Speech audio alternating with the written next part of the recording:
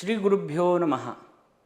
ಶ್ರೀಚಕ್ರಾಂಕಿತಬಿಂದುಮಧ್ಯನಿಲಯಾಂ ಪೀತಾಂಬರಾಲಂಕೃತಾಂ ಶಂಖಂ ಚಕ್ರವರಾಭಯಂಚ ದಧತೀಂ ಬಾಲೇಂದುಮೌಳಿಂ ಶುಭಾಂ ಸಿಂಹಸ್ಯೋಪರಿ ಸಂಸ್ಥಿತಾಂ ತ್ರಿನಯನಾಂ ಮೂಕಾಸುರಚ್ಛೇದಿನೀಂ ಶ್ರೀಕೋಲಾಪುರವಾಸಿನೀಂ ಭಗವತೀಂ ಧ್ಯಾಯಾಮಿ ಮೂಕಾಂಬಿಕಾಂ. ನಮಸ್ಕಾರ ವೀಕ್ಷಕರೇ, ವಿನಾಯಕ್ ಆಸ್ಟ್ರೋ ಟಾಕ್ಸ್ಗೆ ತಮಗೆಲ್ಲರಿಗೂ ಆದರದ ಸ್ವಾಗತ. ಸಾಮಾನ್ಯನೇ ಅಸಾಮಾನ್ಯನ್ನಾಗಿಸುವ, ಪಾಮರನೇ ಪಂಡಿತನನ್ನಾಗಿಸುವ ಮಹಾಕಾಳಿ, ಮಹಾಲಕ್ಷ್ಮಿ, ಮಹಾಸರಸ್ವತಿ ಐಕ್ಯ ಸ್ವರೂಪದಲ್ಲಿರ್ತಕ್ಕಂತಹ, ಬ್ರಹ್ಮ ವಿಷ್ಣು ಮಹೇಶ್ವರರೂ ಐಕ್ಯ ಸ್ವರೂಪದಲ್ಲಿರುವಂತಹ, ಸರ್ವಶಕ್ತಿಗಳೂ ಕೂಡ ಕೂಡಿರತಕ್ಕಂತಹ ಈ ಒಂದು ಮಿಥುನ ಜ್ಯೋತಿರ್ಲಿಂಗವನ್ನು ದರ್ಶನ ಮಾಡುವುದರಿಂದ ನಮ್ಮ ಮನುಷ್ಯ ಜೀವನದಲ್ಲಿ ಬರತಕ್ಕಂಥ ಎಷ್ಟೋ ವಿಷಯಗಳಿಗೆ ಯಾವ್ಯಾವ ರೀತಿಯಾದಂತಹ ಅನುಕೂಲಗಳನ್ನು ಆ ಶ್ರೀದೇವಿಯು ನಮಗೆ ಅನುಗ್ರಹಿಸ್ತಾಳೆ ಅಂತ ಹೇಳುವಂಥದ್ದನ್ನು ಇವತ್ತಿನ ವಿಡಿಯೋದಲ್ಲಿ ತಿಳಿದುಕೊಳ್ಳೋಣ. ವೀಕ್ಷಕರೇ, ನಮ್ಮ ಭಾರತ ದೇಶದಲ್ಲಿ, ನಮ್ಮ ಸಂಸ್ಕೃತಿಯಲ್ಲಿ ಅನೇಕ ಕ್ಷೇತ್ರಗಳು, ತೀರ್ಥಕ್ಷೇತ್ರಗಳು, ಪುರಾಣ ಪ್ರಸಿದ್ಧಿ ಇರತಕ್ಕಂಥ ಕ್ಷೇತ್ರಗಳು, ದೇವಾನುದೇವತೆಗಳೇ ತಪಸ್ಸನ್ನಾಚರಿಸಿರತಕ್ಕಂಥ ಕ್ಷೇತ್ರಗಳು, ಋಷಿಮುನಿಗಳು ತಪಸ್ಸನ್ನಾಚರಿಸಿರತಕ್ಕಂಥ ಕ್ಷೇತ್ರಗಳು ನಮಗೆ ಸಾಕಷ್ಟಿದೆ. ಅದರಲ್ಲಿ ಪ್ರಧಾನವಾಗಿ ಜಗದ್ಗುರು ಶಂಕರಾಚಾರ್ಯರು ಎಲ್ಲ ಶಕ್ತಿಪೀಠಗಳನ್ನು ಸಂದರ್ಶನವನ್ನು ಮಾಡುವಂಥ ಸಂದರ್ಭದಲ್ಲಿ ಆ ಒಂದು ಕ್ಷೇತ್ರಕ್ಕೆ ಅದರದ್ದೇ ಆದಂಥ ಒಂದು ಮಹತ್ವಗಳನ್ನು ಕೊಟ್ಟು, ಕೆಲವಷ್ಟು ಆಚಾರ ವಿಚಾರ ನಿಯಮಗಳನ್ನು ಅಳವಡಿಸಿಕೊಂಡು ಬಂದಿರತಕ್ಕಂತಹ ಕ್ಷೇತ್ರಗಳಲ್ಲಿ ಪ್ರಧಾನವಾಗಿ ಕೊಲ್ಲೂರು ಮೂಕಾಂಬಿಕಾ ಕ್ಷೇತ್ರವೂ ಕೂಡ ಒಂದು. ಪ್ರಧಾನವಾಗಿ ಮಹಾಕಾಳಿ, ಮಹಾಲಕ್ಷ್ಮಿ, ಮಹಾಸರಸ್ವತಿ ಐಕ್ಯವಾಗಿರತಕ್ಕಂತಹ, ಬ್ರಹ್ಮ ವಿಷ್ಣು ಮಹೇಶ್ವರರೂ ಐಕ್ಯವಾಗಿರುವಂತಹ, ಸರ್ವಶಕ್ತಿಗಳನ್ನು ಒಳಗೊಂಡಿರುವಂತಹ ಪ್ರಧಾನವಾಗಿರುವಂತಹ ಮಿಥುನ ಜ್ಯೋತಿರ್ಲಿಂಗ ಇರುವಂತಹ ಒಂದು ಸನ್ನಿಧಿ. ನಮ್ಮ ಕರ್ಮಫಲಕ್ಕನುಸಾರವಾಗಿ ನೊಂದು ಬೆಂದು ಬಂದಿರುವಂತಹ, ಶರಣಾಗತಿಯಿಂದ ಬಂದಿರುವಂತಹ ಪ್ರತಿಯೊಬ್ಬ ಭಕ್ತನನ್ನೂ ಕೂಡ ಸಂತೈಸುವಂತಹ, ಪರಿಪೂರ್ಣವಾಗಿರುವಂತಹ ಶಕ್ತಿಯನ್ನು ಕೊಟ್ಟು ಜೀವನದಲ್ಲಿ ಮುನ್ನಡೆಸುವಂತಹ, ತೀವ್ರವಾಗಿ ಆ ಭಕ್ತನ ಒಂದು ಕರೆಗೆ ಓಗೊಟ್ಟು ಬಂದೊದಗುವಂತಹ ಶಕ್ತಿಪೀಠಗಳಲ್ಲಿ ಪ್ರಧಾನವಾಗಿರುವಂತಹ ಶಕ್ತಿಪೀಠ ಮೂಕಾಂಬಿಕಾ ಸನ್ನಿಧಿ. ಇದರ ಅನುಭವ ನಿಮ್ಮಲ್ಲಿ ಸಾಕಷ್ಟು ಜನಕ್ಕೂ ಆಗಿರಬಹುದು. ಈ ಒಂದು ಸರ್ವಶಕ್ತಿಯೂ ಐಕ್ಯವಾಗಿರುವಂತಹ ಜ್ಯೋತಿರ್ಲಿಂಗದಲ್ಲಿ ಶಕ್ತಿ ಸ್ವರೂಪ ಅಧಿಕವಾಗಿರುವುದರಿಂದಾಗಿ, ಅದೇ ರೀತಿ ಜಗದ್ಗುರು ಶಂಕರಾಚಾರ್ಯರಿಗೆ ಮೂಲ ದರ್ಶನವನ್ನು ಕೊಟ್ಟಿರುವಂತಹ ದೇವಿಯ ಸ್ವರೂಪವನ್ನು, ಶಂಖಚಕ್ರ ಅಭಯ ವರದಯುಕ್ತವಾಗಿರುವಂತಹ ವಿಗ್ರಹವನ್ನು, ಅದೇ ರೀತಿ ಮೂಲ ಪೀಠದಲ್ಲಿ ಶ್ರೀಚಕ್ರವನ್ನು ಪ್ರತಿಷ್ಠಾಪಿಸಿ ವೇದೋಕ್ತ ಆಗಮೋಕ್ತ ಪ್ರಕಾರವಾಗಿ ನಿತ್ಯವೂ ಕೂಡ ಆರಾಧನೆಯನ್ನು, ಅದೇ ರೀತಿ ಪ್ರತಿನಿತ್ಯವೂ ತ್ರಿಕಾಲ ಉತ್ಸವಾದಿಗಳನ್ನು ಚಾಚೂ ತಪ್ಪದೇನೆ ನಡೆಸ್ಕೊಂಡು ಬರ್ತಾ ಇರತಕ್ಕಂಥ ಕ್ಷೇತ್ರಗಳಲ್ಲಿ ಪ್ರಧಾನವಾಗಿ ಮೂಕಾಂಬಿಕಾ ಸನ್ನಿಧಿಯು ಕೂಡ ಒಂದು.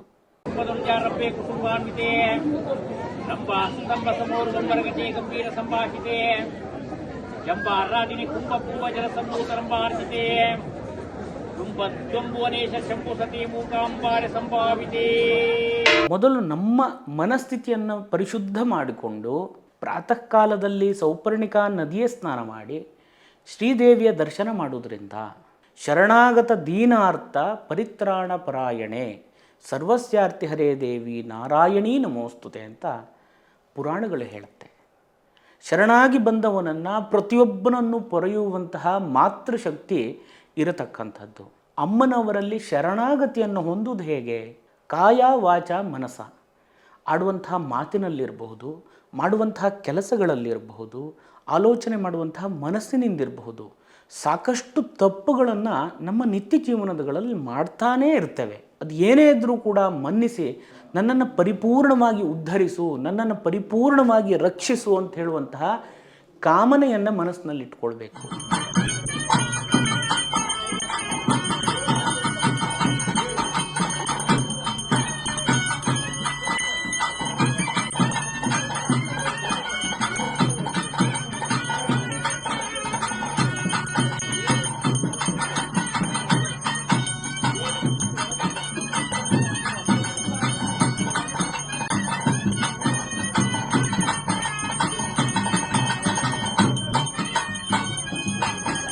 ವೀಕ್ಷಕರೇ, ಪ್ರಧಾನವಾಗಿ ಮಹಾಕಾಳಿ ಸ್ವರೂಪವು ಕಾಲದ ಪ್ರತೀಕವಾಗಿರತಕ್ಕಂಥದ್ದು. ನಮಗಿರತಕ್ಕಂತಹ ಶತ್ರುದೋಷಗಳು, ಶತ್ರುಬಾಧೆ, ಸಮಯದೋಷ ಇತ್ಯಾದಿಗಳನ್ನು ತೊಡೆದು ಹಾಕುವಂತಹ ದೇವಿಯಾಗಿದ್ದಾಳೆ. ಅದೇ ರೀತಿ ಮಹಾಲಕ್ಷ್ಮಿ ಸ್ವರೂಪವು ಐಶ್ವರ್ಯಕ್ಕೂ ಸೌಂದರ್ಯಕ್ಕೂ ಜೀವನದಲ್ಲಿ ಗಳಿಸಬೇಕಾಗಿರುವಂತಹ ಯೋಗ ಯೋಗ್ಯತೆ ಸಾಮರ್ಥ್ಯದ ಪ್ರತೀಕವಾಗಿರತಕ್ಕಂಥದ್ದು. ಅದೇ ರೀತಿಯಾಗಿ ಸರಸ್ವತಿ ಸ್ವರೂಪವು ಪ್ರತಿಯೊಬ್ಬನ ಮನುಷ್ಯನ ಜೀವನದಲ್ಲಿ ಸರಿಯಾಗಿರುವಂತಹ ಒಂದು ವಿದ್ಯೆ ಬುದ್ಧಿ ಆಚಾರ ವಿಚಾರ ಸಂಸ್ಕಾರಗಳನ್ನು ತಿಳಿಸ್ಕೊಡುವಂತಹ ಒಂದು ಶಕ್ತಿ ಸ್ವರೂಪವಾಗಿದೆ. ಈ ಮೂರೂ ಶಕ್ತಿಯು ಐಕ್ಯವಾಗಿರತಕ್ಕಂತಹ ಜ್ಯೋತಿರ್ಲಿಂಗದಲ್ಲಿ ನಮ್ಮ ಒಂದು ಶರಣಾಗತಿಯ ಒಂದು ಪ್ರಾರ್ಥನೆ ಇಟ್ಟಲ್ಲಿ ಆ ಭಗವತಿಯ ಅನುಗ್ರಹದಿಂದ ನಮ್ಮ ಜೀವನದಲ್ಲಿ ಸಾಕಷ್ಟು ಬದಲಾವಣೆಯನ್ನು ಕೂಡ ಕಾಣಲಿಕ್ಕೆ ಸಾಧ್ಯ ಇರುವಂಥದ್ದು ಈ ಒಂದು ಶಕ್ತಿಪೀಠ. ಅದೇ ರೀತಿಯಾಗಿ ಸಿದ್ಧಿಪೀಠದಲ್ಲಿ ಅಮ್ಮನವರ ದೃಷ್ಟಿ ನಮ್ಮ ಮೇಲೆ ಬೀಳುವುದರಿಂದ ನಮ್ಮ ನಿತ್ಯ ಜೀವನದಲ್ಲಿ ಬರತಕ್ಕಂತಹ ಶತ್ರುದೋಷಗಳಿರಬಹುದು, ವಿದ್ಯಾಭ್ಯಾಸ ಮಾಡುವಂತಹ ವಿದ್ಯಾರ್ಥಿಗಳಿಗೆ ವಿದ್ಯಾಭ್ಯಾಸ ತಲೆಗೆ ಹತ್ತಾ ಇಲ್ಲ ಅಂತ ಹೇಳುವಂತಹ ಚಿಂತೆ ಇರಬಹುದು, ಅಥವಾ ರಾಜದಂಡನೆಯ ಭಯಗಳಿರಬಹುದು, ರೋಗ ಬಾಧೆಗಳಿರಬಹುದು, ದೃಷ್ಟಿದೋಷಗಳಿರಬಹುದು, ಅಥವಾ ಯೋಗಕ್ಕೆ ತಕ್ಕನಾಗಿರುವಂತಹ ಯೋಗ್ಯತೆಗಳು ಸಿಗ್ತಾ ಇಲ್ಲ ಅಂತ ಹೇಳುವಂಥ ಚಿಂತನೆಗಳಿರಬಹುದು, ಅಥವಾ ನಮ್ಮ ನಿತ್ಯ ಜೀವನದಲ್ಲಿ ಎಷ್ಟೋ ಒಳ್ಳೆ ಕಾರ್ಯಗಳನ್ನೇ ನಾವು ಮಾಡ್ತಾ ಇದ್ದೇವೆ, ಆದರೂ ಕೂಡ ಏನು ಒಳ್ಳೆಯದಾಗ್ತಾ ಇಲ್ಲ, ನಮ್ಮ ಜೀವನದಲ್ಲಿ ಒಂದು ಅಭಿವೃದ್ಧಿಯನ್ನು ಪಡ್ತಾ ಇಲ್ಲ, ಕಾಣಿಸ್ತಾ ಇಲ್ಲ ಅಂತ ಹೇಳುವವರಿಗಿರಬಹುದು, ವಾಕ್ದೋಷಗಳಿರಬಹುದು, ಮಾತಿಗೆ ಸಂಬಂಧಪಟ್ಟು ಸರಿಯಾಗಿ ಉಚ್ಚಾರ ಆಗ್ತಾ ಇಲ್ಲ ಅಂತಲಿರಬಹುದು, ಅಥವಾ ಸರಿಯಾಗಿ ಮಾತು ಹೊರಡ್ತಾ ಇಲ್ಲ ಅಂತ ಹೇಳುವವರಿಗಿರಬಹುದು, ಬುದ್ಧಿಮಾಂದ್ಯತೆ ಅವರಿಗಿರಬಹುದು, ಸಾಂಸಾರಿಕ ತೊಂದರೆಗಳನ್ನು ಅನುಭವಿಸ್ತಾ ಇರುವವರಿಗಿರಬಹುದು, ಅಧಿಕಾರ ಪ್ರಾಪ್ತಿಗೋಸ್ಕರ ಪ್ರಯತ್ನ ಮಾಡ್ತಾ ಇರುವವರಿಗಿರಬಹುದು, ಅಥವಾ ಇರುವಂಥ ಅಧಿಕಾರವನ್ನು ಉಳಿಸ್ಕೊಳ್ಬೇಕು ಅಂತ ಹೇಳುವಂತಹ ಪ್ರಯತ್ನಕ್ಕಿರಬಹುದು, ಬಂಧನ ಯೋಗಗಳು ಬರುವಾಗವೂ ಕೂಡ ಮೂಕಾಂಬಿಕೆಯಲ್ಲಿ ಪ್ರಾರ್ಥನೆಯನ್ನು ಮಾಡಿ ಸಾಕಷ್ಟು ಜನರಿಗೆ ಅನುಕೂಲಗಳು, ಅದೇ ರೀತಿಯಾಗಿ ಅವರವರ ಉದ್ದೇಶಕ್ಕೆ ತಕ್ಕನಾಗಿ ಧರ್ಮಬದ್ಧವಾಗಿರುವಂತಹ ಕೋರಿಕೆಯನ್ನು ಆ ತಾಯಿ ನೆರವೇರಿಸಿರುವಂಥದ್ದು ನಮಗೆ ನಿದರ್ಶನಗಳನ್ನು ಕೂಡ ಕಾಣ್ಬೋದು.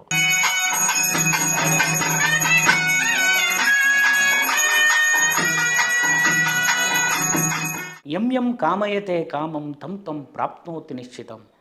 ನಮ್ಮ ಕಾಮನೆಗಳು ಏನಿದೆ ಆ ಕಾಮನೆಗಳನ್ನು ನಿಶ್ಚಿತವಾಗಿ ಆ ತಾಯಿ ನೆರವೇರಿಸೋದ್ರಲ್ಲಿ ಯಾವುದೇ ಸಂಶಯ ಇಲ್ಲ. ಶ್ರೀ ಕ್ಷೇತ್ರದಲ್ಲಿ ಕುಂಕುಮಾರ್ಚನೆ ಸೇವೆಯಿಂದ ಆರಂಭವಾಗಿ ಅಯುತ ಚಂಡಿಕಾ ಹೋಮದವರೆಗಿರತಕ್ಕಂತಹ ಸೇವೆಗಳು ಕೂಡ ನಡೆಯುತ್ತಾ ಇರುತ್ತೆ. ಅನ್ಯಕ್ಷೇತ್ರೇ ಕೃತಂ ಪಾಪಂ ಪುಣ್ಯಕ್ಷೇತ್ರೇ ವಿನಶ್ಯತಿ. ಅನ್ಯಕ್ಷೇತ್ರಗಳಲ್ಲಿ ನಾವು ಮಾಡಿರುವಂತಹ ಪಾಪ ಕರ್ಮಗಳೆಲ್ಲವೂ ಕೂಡ ಪುಣ್ಯಕ್ಷೇತ್ರದಲ್ಲಿ ನಾವು ಶರಣಾಗತಿಯನ್ನು ಹೊಂದಿದರೆ, ಆ ತಾಯಿಯಲ್ಲಿ ಶರಣಾಗತಿ ಹೊಂದಿದರೆ, ಆ ತಾಯಿಯ ದಿವ್ಯ ದೃಷ್ಟಿ ಬೀಳುವುದರಿಂದ ನಮ್ಮಲ್ಲಿರುವಂಥ ಸಕಲ ಕರ್ಮದ ದೋಷವೂ ಕೂಡ ದಗ್ಧವಾಗಿ ಹೋಗಿಬಿಡುತ್ತೆ. ದಗ್ಧ ಅಂತ ಹೇಳಿದರೆ ಸುಟ್ಟು ಹೋಗಿಬಿಡುತ್ತೆ. ಅಮ್ಮನ ದೃಷ್ಟಿಯ ಅಮ್ಮನ ಒಂದು ಅನುಗ್ರಹ ಅಂತ ಹೇಳಿದರೆ ಆ ರೀತಿಯಾಗಿರ್ತಕ್ಕಂಥ ಒಂದು ಶಕ್ತಿಯನ್ನು ಹೊಂದಿರುವಂಥದ್ದು. ಪ್ರಧಾನವಾಗಿ ಈ ಕ್ಷೇತ್ರದಲ್ಲಿ ಶಕ್ತಿ ಉಪಾಸನೆ ಇರೋದ್ರಿಂದ ಚಂಡಿಕಾ ಹೋಮಕ್ಕೆ ಬಹಳ ಪ್ರಾಮುಖ್ಯತೆ ಇದೆ. ಶ್ರೀ ಕ್ಷೇತ್ರವು ಕೊಲ್ಲೂರು ಅಂತ ಹೇಳುವಂಥ ಹೆಸರು ಬರಲಿಕ್ಕೆ ಕಾರಣ ರಾಕ್ಷಸನನ್ನು ವಧಿಸಿರ್ತಕ್ಕಂಥ ಒಂದು ಕ್ಷೇತ್ರವಾಗಿರೋದ್ರಿಂದ ಕೊಲ್ಲೂರು ಅಂತ ಹೇಳುವಂಥ ಹೆಸರು ಬಂದಿರತಕ್ಕಂಥದ್ದು. ಪುರಾಣದಲ್ಲಿ ಮಹಾವನ, ಮಹಾ ಅರಣ್ಯ, ಕೋಲಾಪುರ ಅಂತ ಹೇಳುವಂತಹ ಹೆಸರುಗಳು ಕೂಡ ಉಲ್ಲೇಖ ಇರುವಂಥದ್ದು. ರಾಕ್ಷಸನನ್ನು ವಧಿಸಿದಂತಹ ತಾಯಿಯು ಮೂಕಾಂಬಿಕೆಯಾಗಿ ನಿಂತಿರುವಂಥದ್ದು. ಮಹಾಕಾಳಿ, ಮಹಾಲಕ್ಷ್ಮಿ, ಮಹಾ ಸರಸ್ವತಿ ಅಂತರ್ಗತರಾಗಿರತಕ್ಕಂತಹ ದುರ್ಗಾ ಸಪ್ತಶತಿಯಲ್ಲಿ ಬರತಕ್ಕಂತಹ 700 ಶ್ಲೋಕಗಳು ಗುಣಾನ್ನ ಪ್ರೀತ ಮಾನಸ ಅಂತ ಹೇಳುವಂಥದ್ದು. ಅಂದರೆ ಪಾಯಸದನ್ನವೇ ಬಹಳ ಶ್ರೇಷ್ಠವಾಗಿ ಪ್ರಿಯವಾಗಿರತಕ್ಕಂತಹ ಒಂದು ದ್ರವ್ಯವಾಗಿರುವಂಥದ್ದು ಚಂಡಿಕಾ ಹೋಮಕ್ಕೆ. ಅದು ತಾಯಿಗೆ ಇಷ್ಟವೂ ಕೂಡ. ಈ ಒಂದು ದ್ರವ್ಯದಿಂದ ಮಾಡಿರುವಂತಹ ಚಂಡಿಕಾ ಹೋಮದಿಂದ ಅವರವರ ಉದ್ದೇಶಗಳು, ರಾಜದಂಡನೆಯ ಭಯ ಇರಬಹುದು, ಬಂಧನ ಭೀತಿ ಇರಬಹುದು, ಅಧಿಕಾರ ಯೋಗಗಳಿಗಿರಬಹುದು, ಆರೋಗ್ಯದ ವಿಷಯಗಳಿಗೆ ಸಂಬಂಧಪಟ್ಟಿರಬಹುದು, ಅಥವಾ ಇಂಥದ್ದೊಂದು ಕಾರ್ಯ ನನ್ನ ಜೀವನದಲ್ಲಿ ನಡಿಬೇಕು ಅಂತ ಹೇಳುವಂಥ ಶರಣಾಗತಿಯನ್ನು ಹೊಂದು ಬಂದಿರುವಂತಹ ಭಕ್ತನಿಗೆ ಆ ಚಂಡಿಕಾ ಹೋಮದ ಮುಖಾಂತರವಾಗಿ ಮಾಡಿದಂತಹ ಪ್ರಾರ್ಥನೆ 100ಕ್ಕೆ 100ರಷ್ಟು ಕೂಡ ಶ್ರೀ ಕ್ಷೇತ್ರದಲ್ಲಿ ಫಲವನ್ನು ಕೊಡುವಂತಹ ಒಂದು ಸಿದ್ಧಿಪೀಠವಾಗಿರುವಂಥದ್ದು.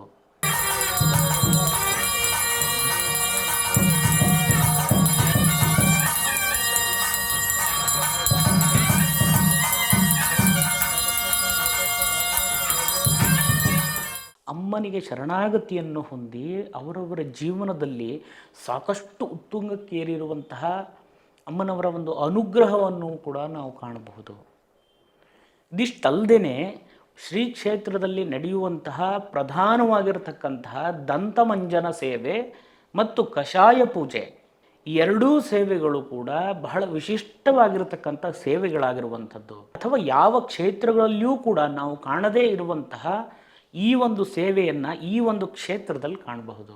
ಅದೇ ರೀತಿ ಇನ್ನೂ ಹೆಚ್ಚಿನದಾಗಿರ್ತಕ್ಕಂತಹ ವಿಡಿಯೋಗಳ ಮುಖಾಂತರವಾಗಿ ಮತ್ತೆ ಸಿಗೋಣ. ನಮಸ್ಕಾರ. ಶುಭಂ ಭೂಯಾತ್.